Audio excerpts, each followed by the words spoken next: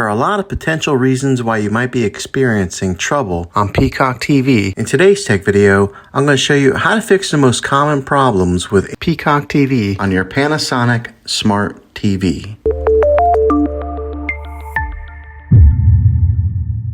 Let's see if we can fix your problems and get your Peacock TV back up and running as quickly as possible. The first one, it's the easiest one to try, and that's to unplug your TV from the wall outlet and wait 60 seconds. Now don't be impatient here, wait the whole 60 seconds, then plug it back in. This is very different from turning your TV on and off with your remote control. This is what we call a hard reset of your TV, so make sure you do this method. If that doesn't work, then find your router that is giving you Wi-Fi and unplug the power to that for 60 seconds. Then plug it back in. If it fixes it, great. If not, let's go ahead and move on to the next method. Try deleting the Peacock TV app on your TV. Go to wherever the apps are located on your system and remove the app altogether. Then reinstall the Peacock TV app again. After you reinstall it, you might have to log back in with all your credentials, but hopefully this works. And if that doesn't work, then I recommend buying an affordable Roku stick, Fire Stick, or Apple TV 4K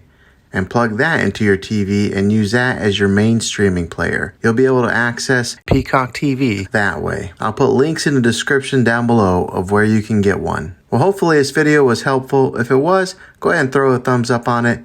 Go ahead and subscribe to my channel. I make tech videos all the time, and I would love to have you back in the next one. Take care.